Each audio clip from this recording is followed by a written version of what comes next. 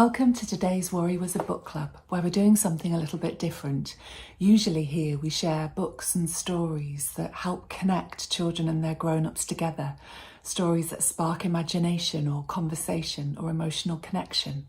But today I wanted to share with you something that's just for grown-ups, because you're the ones out there supporting your children with how they feel, what they're thinking and what they're choosing to do. And truthfully, all of that support begins with you. And so there's a book that I have in my lovely counselling room that I reach for many times from my shelf. And it is a full book.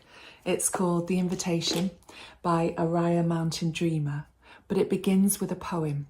And it's the poem that I really want to share with you today because it's the poem that I reach for. There are a couple of lines in the poem that mean a lot to me and resonate with many of the grown-ups that I support. But I'd love to share it with you today, and I wonder which of the lines of the poem will resonate with you.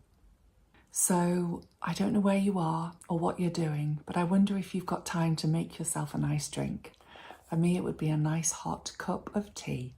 But whatever your choice is, it might be nice to take a moment to pause, to make yourself a drink, and then come back and join me when I read you The Invitation by Oriah Mountain Dreamer.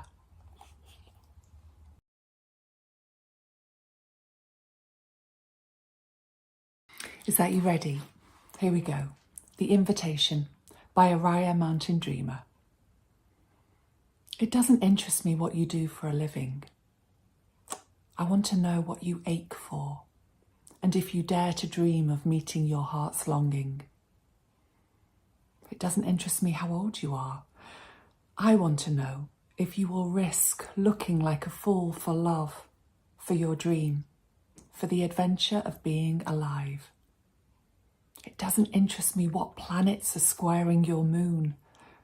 I want to know if you have touched the centre of your own sorrow, if you have been opened by life's betrayals or have become shriveled and closed for fear of further pain. I want to know if you can sit with pain, mine or your own, without moving to hide it or fade it or fix it. I want to know if you can be with joy, mine or your own, if you can dance with wildness and let the ecstasy fill you to the tips of your fingers and toes without cautioning us to be careful, to be realistic, to remember the limitations of being human. It doesn't interest me if the story you are telling me is true. I want to know if you can disappoint another to be true to yourself, if you can bear the accusation of betrayal and not betray your own soul, if you can be faithless and therefore trustworthy. I want to know if you can see beauty, even when it's not pretty, every day, and if you can source your own life from its presence.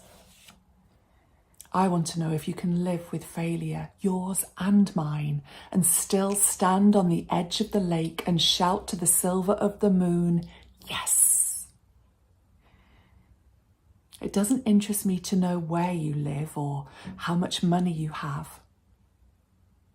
I want to know if you can get up after the night of grief and despair, weary and bruised to the bone, and do what needs to be done to feed the children. It doesn't interest me who you know or how you came to be here. I want to know if you will stand in the centre of the fire with me and not shrink back. It doesn't interest me where or what or with whom you have studied. I want to know what sustains you from the inside when all else falls away. I want to know if you can be alone with yourself and if you truly like the company you keep in the empty moments. So there's our poem. I wonder what you think. I wonder which parts of it stood out for you. There are two parts of the poem I return to again and again.